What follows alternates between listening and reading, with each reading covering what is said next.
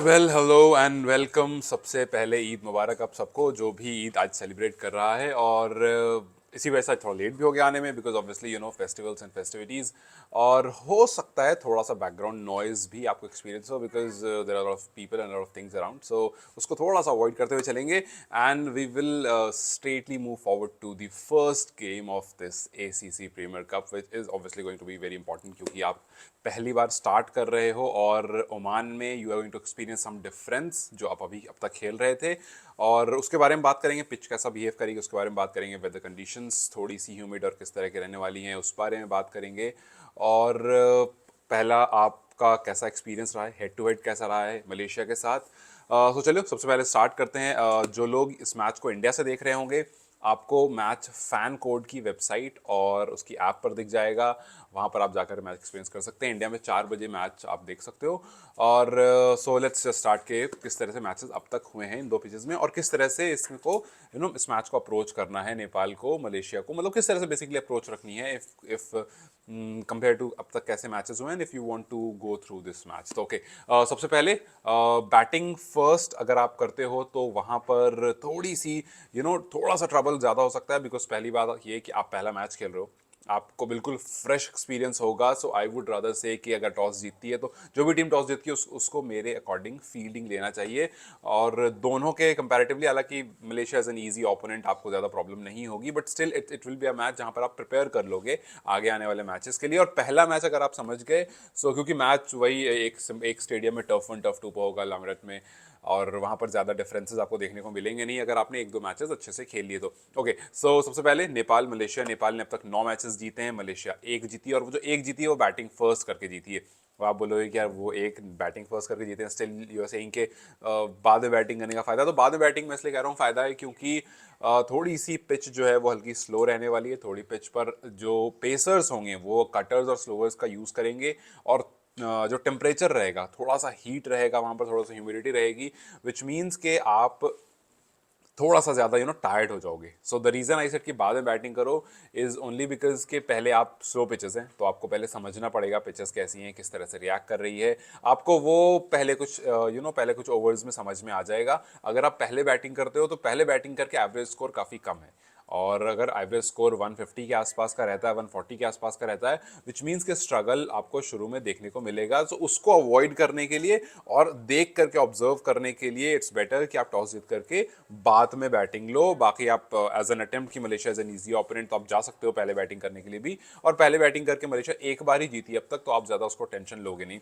ठीक है, नेपाल की तरफ से सबसे ज़्यादा इसको अगर दोनों के कंपैरेटिव देखें तो नेपाल ने मलेशिया को एक बार 223 रन किए थे, तो थोड़ा सा वो कॉन्फिडेंट होंगे, लेकिन वहीं बैटिंग फर्स्ट बैटिंग करते हुए 167 मैक्सिमम मलेशिया ने किए हैं। So Malaysia obviously is an easy opponent, लेकिन आप थोड़ा सा संभल करके खेलना चाहोगे बिकॉज यहाँ पर आगे जिस तरह का रिस्पॉन्स होगा, आगे जिस तरह की पिच एक्ट करेगी उसको आप आज ही समझना चाहोगे, बिकॉज आज आप समझ लोगे तो आगे आने वाले मैचेस में, ओमान वाले मैचेस में आपको वो काफ़ी ज़्यादा हेल्प करेगा। ठीक है, अब देखो पिच को लेकर के और ह्यूमिडिटी को लेकर के कुछ बातें हैं जो शायद थोड़ी सी समझनी जरूरी है, और क्यों मैंने कहा कि ह्यूमिडिटी जो प्रॉब्लम क्रिएट करेगी। तो पहली चीज़ ये होगी, अगर स्लोअर पिच है तो जाहिर सी बात है, स्लो पिच अगर है जाहिर सी बात है पेसर्स जो होंगे वो स्लोअर और कटर्स यूज़ करेंगे, और अगर स्लोअर और कटर यूज़ होती है एज अ बैट्समैन आपको उस बॉल को बाउंड्री पार पहुंचाने के लिए ज़्यादा ताकत लगानी पड़ेगी। सो अगर आपको ऑलमोस्ट हर ओवर में जब जब आप 6 अटेम्प्ट के लिए जा रहे हो आपको स्ट्रेंथ लगानी पड़ रही है, टाइमिंग से बॉल पार नहीं हो रही है, विच मीन्स कि आप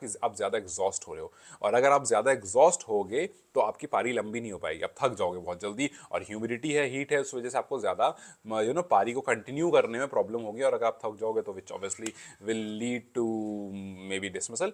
तो यहाँ पर यह है कि आपको स्मार्ट क्रिकेट खेलनी है, स्ट्रेंथ वाली क्रिकेट नहीं खेलनी है। शुरुआत में जब स्मार्ट क्रिकेट खेलोगे आपको वहाँ पर शुरू में रन्स निकालने हैं, और हल्का सा अपसेट हो गए तो बाद में लास्ट के ओवर में तो ऑब्वियसली रन आ जाते हैं। एंड वी नो, जैसा मैंने आपको पिछले वीडियो में बताया था कि नेपाल किस तरह से पहले 6 ओवर में चेज करते हुए अगर 30-35% ऑफ रन बना देता है देन मोस्टली वो मैचेस जीत जाता है, और 39% ऑफ रन नेपाल ने अभी यूजुअली पिछले 2-3 साल में बनाए हैं, और जब जब बनाए तब तब जीता है। अगर वही परसेंटेज 30 से कम आ जाता है, सपोज करो कि आपको 100 रन का टोटल मिलता है, मैं 100 इसलिए लेता हूँ बिकॉज ईजी होता है समझने के लिए।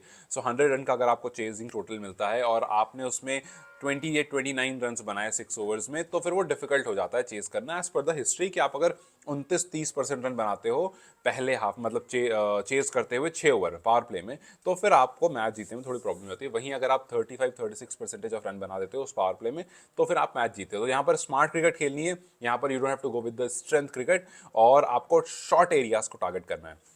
व्हेन यू विल प्ले, आपका जो लेग साइड होने वाला है, आपका जो ऑफ साइड होने वाला है, बिकॉज दोनों तरफ से आप खेलोगे, तो वहां पर आपको समझना है कि शॉर्ट एरियाज को टारगेट करना है। अगर आप लंबे एरियाज को टारगेट करने जाओगे, again you will lose your strength. अगर आप थक जाओगे तो मैच लंबे नहीं हो पाएंगे। तो यूजुअली ये बहुत कॉमन सी चीजें होती है जब आप व्हेन यू प्ले, कि आपको पता देखना होता है शॉर्ट एरियाज कौन से हैं, और आपको देखना होता है कि आपको कहां पर स्ट्रेंथ चाहिए, कहां पर आपको स्ट्रेंथ नहीं चाहिए। पिच अगर डिमांड कर रही होती है तो आपको स्ट्रेंथ वाली क्रिकेट खेलनी पड़ती है काफी बार, और जब डिमांड नहीं कर रही होती है तो उस टाइम पर आपको समझना होता है कि यार अगर यहाँ पर स्ट्रेंथ लगाएंगे तो हम एग्जॉस्ट हो जाएंगे। तो इट्स बेटर कि आप क्लास वाली क्रिकेट से ज्यादा जाओ। बट लेट्स सी किस तरह से स्टार्ट होता है मैच। और अब तक जितने भी हमने अटैक्स देखे हैं उसमें कुछ प्लेयर्स जिन पर कहते हैं पीपल टू वॉच फॉर, कि आपकी नज़र किस पर रहेगी। नेपाल से ऑब्वियसली जो अब तक मलेशिया के खिलाफ सक्सेसफुल रहे हैं, दीपेंद्र सिंह आयरी और एक आसिफ शेख, ये काफ़ी मतलब ऑब्वियसली हम देखा कुशल बुर्तल वगैरह अच्छे फॉर्म में आ गए हैं, कुशल मल्ला इज इन क्रेजी फॉर्म, तो विच इज़ ऑब्वियसली आपकी नज़र रहेगी। बट ये दो प्लेयर्स हैं जो अब तक काफ़ी ज़्यादा रन बना चुके हैं, तो इन पर थोड़ा सा ज़्यादा ट्रस्ट रहेगा टीम का कि ये पहले की तरह यहाँ पर स्कोर करेंगे। वहीं अगर मलेशिया की बात देखें तो सैयद अजीज़ हो गए और अहमद फैज़ हो गए, they are good top scorers in their teams, तो उन पर थोड़ा सा ध्यान भी रहेगा मलेशिया टीम का, उन पर थोड़ा सा ट्रस्ट रहेगा कि हाँ भाई इधर से रन्स जो है वो ज़्यादा आ सकते हैं, एंड दे नो कि किस तरह से वहाँ पर खेलना है।